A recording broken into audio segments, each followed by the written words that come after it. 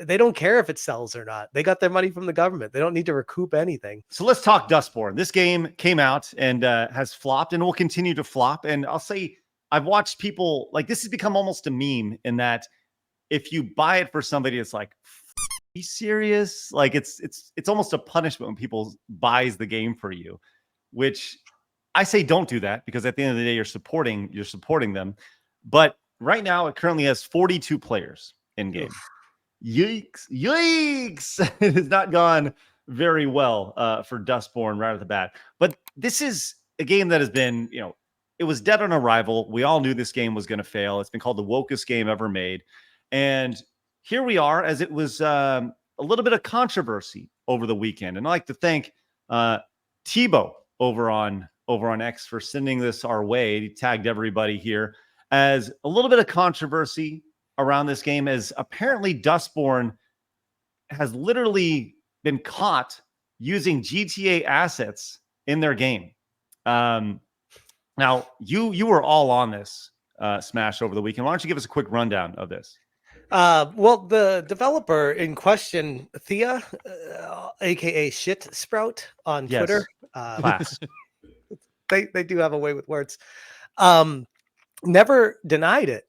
They just started outright attacking people, questioning them about it. I mean, it was very harmless, innocent, like, hey, these look really similar. And they're like, don't you have anything better to do? Like, what? Why do you even care? I'm like, this is like third grade. Like, you guys are stealing assets and layouts from rooms from Grand Theft Auto, and your only retort is, oh, you're a meanie. It doesn't even make sense. Those things don't even match up. Well, Shit Spout has gone protected here. And you see the game designer at Red Thread Games, gay agenda connoisseur, by the way. And also by Dustborn. I feel like Shit Sprout is the spout. Never mind. So that's a very accurate name because you literally sprout shit. Yes. I never thought that my channel would ever get to the point where if I made a video talking about a situation, I would make someone go into protected mode. That seems to be happening every single time I make a video now. I'm like, all I'm doing is showing people what you say and you run and hide. Like, I'm not making anything up. This is you. They can't take it. They can't stand it. It's like, you're self-aware enough to know once it comes to light to go hide. Why are you not self-aware enough to not do it in the first place? I don't understand. But I look at her and I think she doesn't shower much. The tremendous divide that you see between developers and the consumer, like, it's tremendous right now, specifically the Western divide between the people who are making these games and the people who are consuming them, as well as the media itself, who just don't understand normal people. Well, you know what this all gets at? The whole DDM, Digital Development Management Company, is potentially even worse than Sweet Baby Inc. It's a company that, what's the way to say it nicely? They consult and represent your organization to create business deals and lube governments to paying for the games. And it's makes you wonder what the end goal for the game is. If you're a developer working on these games, getting paid by a government, prepaid with these grants and everything, your mindset is so warped already. You already hate the consumer. You want to represent yourself and see yourself in the game as a developer. You create the game, you put it out there, you antagonize the consumers, you hate on them publicly on Twitter, and no one buys your game.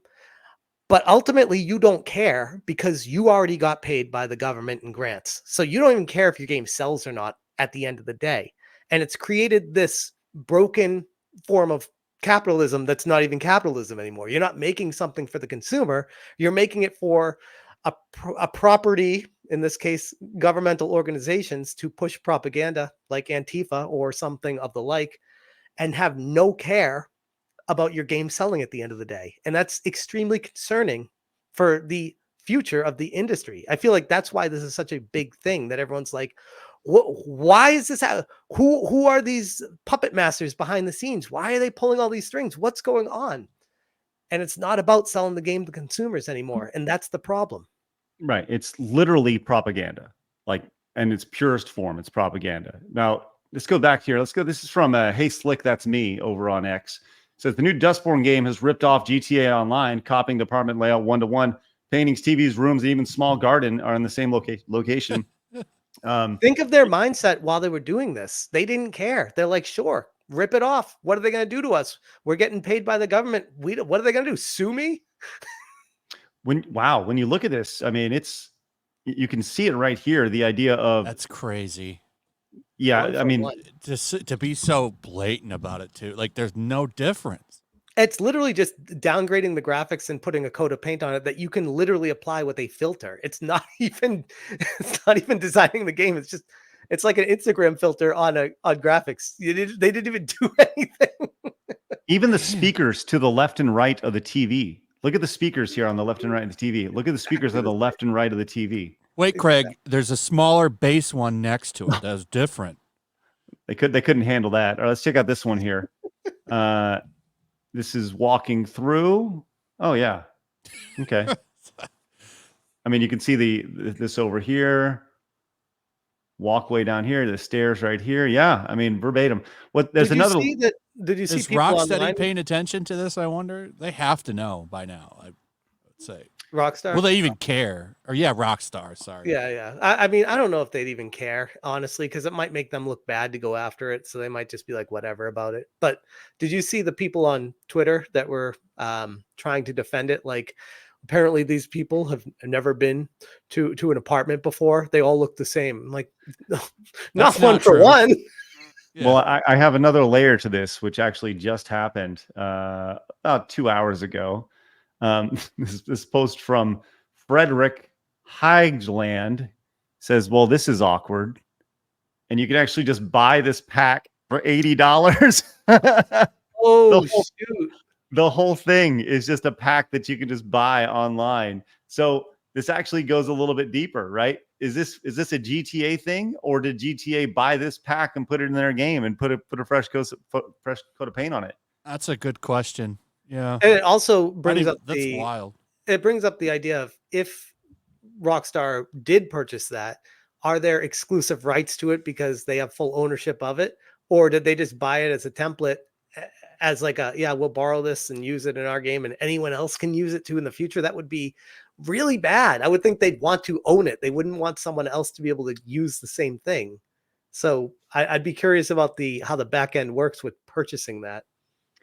If you're Turbo Squad by Shutterstock and you are Home Render, the user here, are you pissed that you put this out for $80 in GTA and all these companies used it for $80 and you spent so much time doing that? I feel like we should make a game, just buy this, and it takes place entirely in this apartment.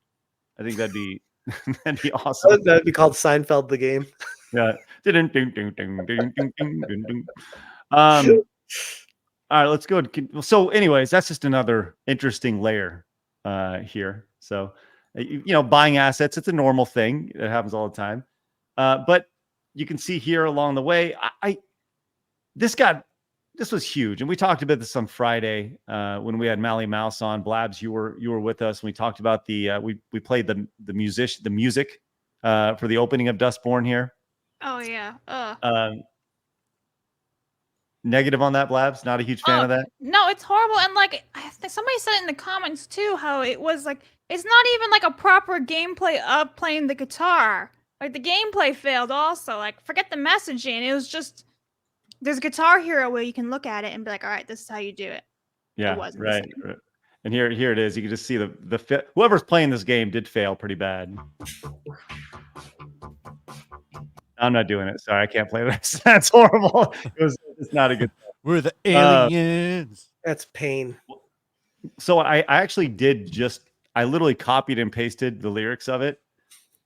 And like, if you look at it, we're the freaks, we're the outcast, we're nothing like you. You're past due. We will eclipse you. We're the aliens. We're the refugees. We walk among you. We're right behind you. Your time is past. Your kind won't last. We're the Dustborn. The bug is airborne. We're the new porn. Our kind is newborn. We're the Dustborn. This bug is airborne. We're the new porn.